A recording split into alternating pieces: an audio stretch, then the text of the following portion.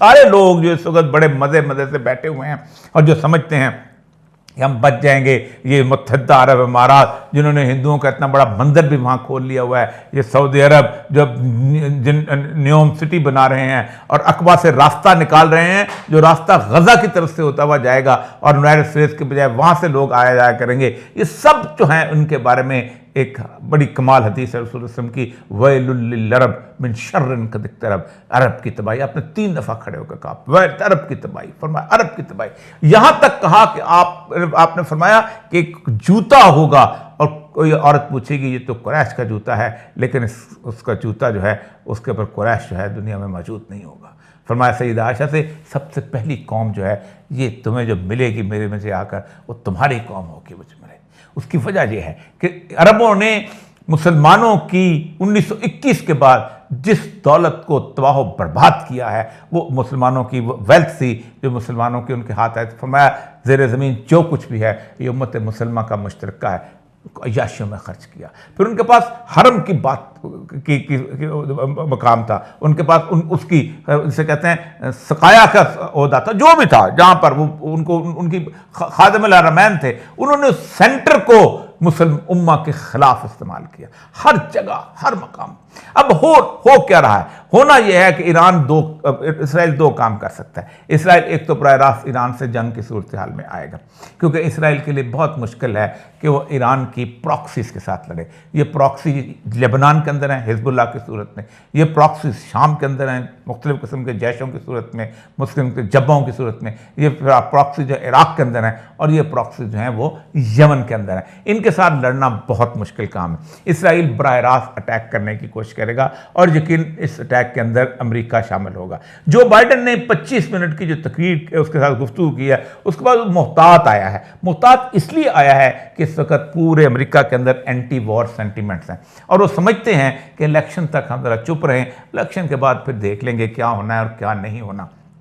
लेकिन इस सारे सूरत हाल के अंदर वो इलेक्शन के बाद जो भी आएगा वो लॉबी जो है उनको आगे जाके उनको कहेगी कि इसराइल के साथ लड़ो, और ये कुछ 1-2 महीनों तो 3 महीनों के फैसले की बात है। उसके बाद इसराइल अमेरिका मुकम्मल तौर पे उसके अंदर शामिल हो जाए।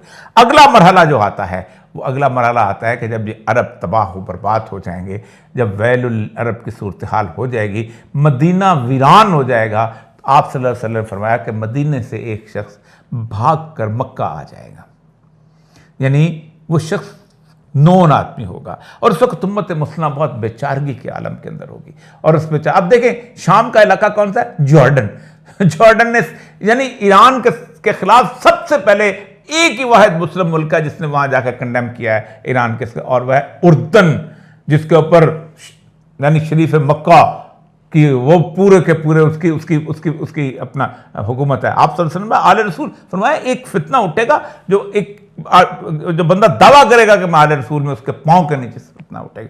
इस सारी सूरत हाल के अंदर अरब का इलाका जो है वो उसके अंदर और वो इस काबिल नहीं रहेगा। हर बात है फसाद और बाकी चीज़ें आएंगी तो उसके अंदर उस शख्स की बैत होगी।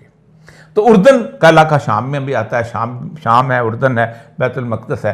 तो आपने फरमाया बनु कल्ब के एक बादशाह की हुकूमत होगी, वो उस शख्स की बैत, जिसको इमाम मेहदी भी कहते हैं, कुछ खलीफा भी कहते हैं, यानी इस हदीसों में इख्तलाफ है, लेकिन मेहदी के बारे में ये है कि वो मेरी सैयदा फातिमा की औलाद में से होंगे। बाद लोग इमाम हसन की औलाद कहते हैं, बाद इमाम हुसैन की औलाद।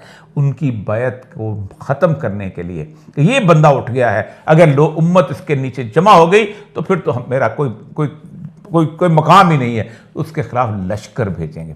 और वो लश्कर जो है वो बैकाम बैज़ाब के नीचे धंसा दिया जाएगा। ये जब धंसेगा तो उस वक़्त अंदाज़ा होगा कि ये है वो मकाम, कि ये है वो मेहदी। वाहिद अलामत है इमाम मेहदी की, और कोई पक्की अलामत नहीं सिवाय सलामत के कि लश्कर धंस जाएगा अल्लाह की तरफ से। और जब धंसेगा तो फिर आप सल्लल्लाहु अलैहि वसल्लम ने फरमाया यहाँ से खुरासान से, अब जो खुरासान का इलाका कौन सा है? अफ़गानिस्तान पूरे का पूरा, ईरान का मशहद और पाकिस्तान का अटक से ऊपर KPK का इलाका।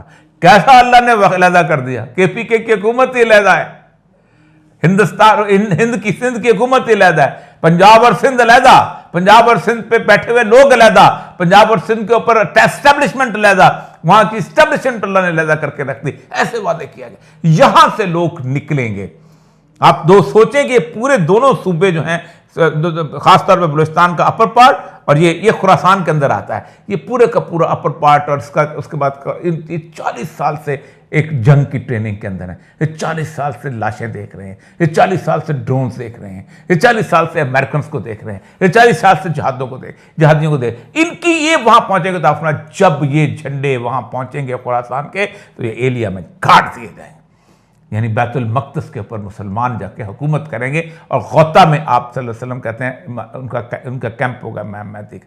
उसमें जब जंग शुरू होगी, इसके बाद अगली जंग, मैं पिछले दिनों शाम गया था तो मैं वो मैदान जाके अमाक का देख के आया, शायद उसके अंदर वो पूरी की पूरी मैंने फेसबुक पे लाइव किया था जहाँ वो जंग हो। उसके ऊपर जो असल आदिश की तरफ मैं आ रहा हूँ कि उसके ऊपर होगा क्या, ये मेरे सामने किताबुल फितन खुली है। किताबुल फितन ने लिखा है कि 80 झंडे लेके वहाँ से निकलेंगे और हर झंडे के नीचे 12,000 सिपाही होंगे। 9,60,000 सिपाही जो हैं वो 80 झंडों के वहाँ से आएंगे और जैसे ही वो जो लड़ने आएंगे सबसे पहले तुर्की को फतह कर देंगे। कुस्तुनतुनिया आपके हाथ से चला जाएगा। क्रॉस करते हुए, अंताकिया से क्रॉस करते हुए हलब के सामने उस मैदान जो बता रहा हूँ उसकी तरफ आएंगे। और उस दौरान मैं बता रहा हूँ कि होना क्या है। अब इतनी बातें अगर सच साबित हो गई हैं तो आप खुद सोचें कि बाकी चीज़ें कैसे सच साबित हो जाएंगी। आप सल्लल्लाहु अलैहि वसल्लम फरमाया कि यूरोप में जो लोग रहेंगे, आप सोचिए, देखें मुसलमान इस इस्लाह पर वहाँ से निकल जाए तो उन्हें इल्म होगा कि रूमी शहरों में बाकी मानदा अरबों पर हमला कर देंगे और उन्हें कत्ल कर देंगे, यहां तक कि रोम की जमीन में ना कोई अरबी मर्द, ना कोई अरबी औरत, ना कोई अरबी बच्चा बाकी रहेगा, सब कत्ल कर दिए जाएंगे। ये रोमन की सरजमीन है, ये फ्रांस, जर्मनी, इटली, ये बरतानिया ये सब रोमन सल्तनत के अंदर आते थे। इनके अंदर जितने भी मुसलमान होंगे उनको कत्ल कर दिया और यहाँ पर वो आखिरी वो मलमतुल कुबरा होगी और फिर उसके बाद कुस्तुनतुनिया जो है उसको दोबारा मुसलमान फतह करेंगे और दज्जाल निकलेगा। अब यहाँ पर मेरे इलाके के साथ क्या होगा? अब आप खुद सोच कि कभी किसी ने सोचा था कि सारे अरसे के अंदर, इस सारी कैफियत के अंदर रसूल अकरम सल्लल्लाहु अलैहि वसल्लम के इस कौल के मुताबिक ये कभी दोबारा यहूदी यहाँ आबाद होंगे, कभी यहूदी दोबारा इस तसल्लुत को लिए कोशिश करेंगे, कभी ऐसी कैफियत आएगी कि ईरान जंग के अंदर शरीक होगा यानी और ईरान की हिलाक, कभी ऐसी कैफियत आएगी कि अरब जो है वो मुकम्मल तौर पे ऐसी सूरत हाल के अंदर आएंगे कि उनकी आखिर में तमाशा बन जाएंगे। और आप सोचें कि अब अगले मामला क्या होना है कि जो स्टेट ऑफ हुर्मत में लड़ाई होनी है। आप सल्लल्लाहु अलैहि वसल्लम ने ये फितन के हज़रत काब से रिवायत है कि उन्होंने फरमाया करीब है कि मशरकी समुंदर दूर हो जाएगा और उसमें कोई किश्ती न चल सकेगी, चुनांचे एक बस्ती वाले दूसरे बस्ती में न जा पाएंगे। ये जंग अजीम के वक्त होगा यानी मलामतुल कौम है और ये जंग हज़रत महदी के वक्त। तो यानी जब जंग होगी तो इस पूरे इलाके के अंदर ये जो खलीज है इस इलाके के अंदर मशरकी समुंदर बिल्कुल बंद हो जाएगा और यही वो लड़ाई है कि जिसके बाद इमाम महदी जो है वहाँ जाके उसको टेक ओवर।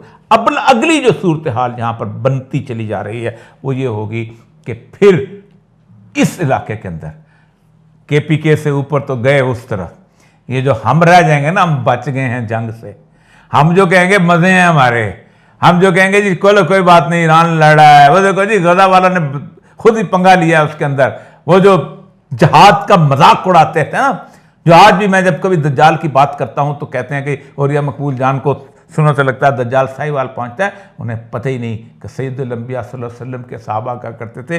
जब हम दज्जाल के बारे में सुन के जाते थे हमें लगता था झाड़ियों के पीछे छुपा होगा। फरमाया उस वक्त दज्जाल तुम्हारे दरमियान आएगा जब उलमा मस्जिदों में उसका जिक्र बंद कर देंगे।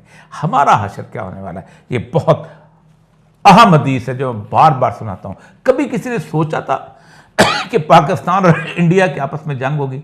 पाकिस्तान का सिंध और पंजाब का खित्ता जो है ये सिंध कहलाता था रसूल अकरम सल्लल्लाहु अलैहि वसल्लम के ज़माने में, इसको वादी सिंध कहा जाता था। इसकी तहजीब आपको पता है टक्सला तक पहुंची हुई थी और वहां पर भी उसके आसार मिलते थे। पूरा वादी जो है सिंध कहलाया करती थी अटक से नीचे, और उसके इस तरफ जो था इलाका जो था रावी के उस तरफ उसको हिंद कहा जाता था। आप सल्लल्लाहु अलैहि वसल्लम ने की ये मशहूर हदीस जो कि फितन में भी है और बाकी जगहों में, इसमें हमारे बारे में जो फिक्रा है वो ये है, वो सुना देता हूँ कि ख़राब सिंध मिनल हिंद व ख़राब अल हिंद मिनल सीन, कि इस खित्ते को जिसे हम पंजाब और सिंध कहते हैं इसको तबाह करेगा भारत और भारत को तबाह करेगा चीन।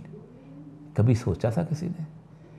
और फिर आखिरी हदीस कि हम इस मामले के अंदर जब इंडिया से हमारी इस तरह की लड़ाई जो है वो बहुत ज़्यादा बन जाएगी, तो फिर यहाँ से हम निकलेंगे कैसे? ये है मेरे सामने वो ग़ज़वतुल हिंद की हदीस।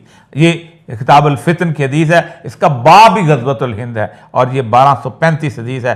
फरमाया, हकम बिन नाफे ने एक रावी से रिवायत की, हज़रत काब रज़ियल्लाहु तआला फरमाते हैं, बैतुल मक़दस का बादशाह हिंदुस्तान की तरफ लश्कर भेजेगा।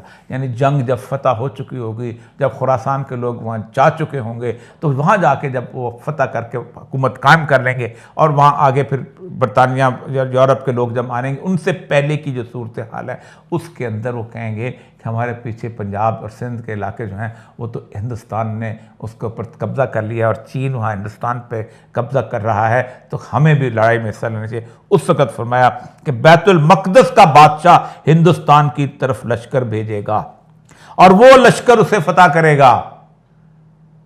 लाहौरियों, मुल्तानियों, पिंडी वालों, पुन्नुआकल वालों, कराची वालों, आपके लिए यह बशारत नहीं दी गई, क्योंकि आपके जुराइम इतने ज्यादा हैं कि कैसे हो सकता था कि आप तो गुज़िश्ता 25 साल से सिर्फ ये कह रहे हो कि हमें अल्लाह तबारक तआला ने नहीं बचाना, हमें तो एटम बम ने बचाना है, तुम्हें शिर्क की सजा मिलेगी। बेहतर वो लश्कर से वो हिंदुस्तान को रौंद डालेंगे, उसका खजाना ले लेंगे। बादशाह इस खजाने को बैतुल मक़दस का जेवर बनाएगा। वो लश्कर हिंदुस्तान के बादशाहों को जंजीरों में गिरफ्तार करके लाएंगे। मशरिक़ और मगरब के दरमियान तमाम इलाके इस बादशाह के मफ्तू हो गए। वो लश्कर हिंदुस्तान में दज्जाल के निकलने तक क़याम करेगा। अब दज्जाल कहाँ निकलेगा? अब आखिरी टाइम लाइन उसी इमरान अल बैतुल मक़दस वाली हदीस में कहें कि जब फतह कुस्तुनतुनिया होगी, आपने फरमाया, अब उस हदीस पे आ जाते हैं, आपने फरमाया फतह कुस्तुनतुनिया और फतह कुस्तुनतुनिया खरूजुल दज्जाल, जब आखिरी दफ़ा उन 80 झंडों के लश्कर को हम तबाह करते हुए दोबारा इस्तांबुल पे कब्जा करेंगे, तो फिर दज्जाल अपनी जंजीरें जकड़ कर बाहर निकलेगा। ये सिनेरियो है, ये सिर्फ 300 ड्रोन्स का हमला नहीं है, ये वक्त आ गया है कि किस खैमे में किस जगह आपके साथ हैं। वैसे पाकिस्तान में अल्लाह ने तकसीम कर दी है, बाकी जगह भी तकसीम करती है।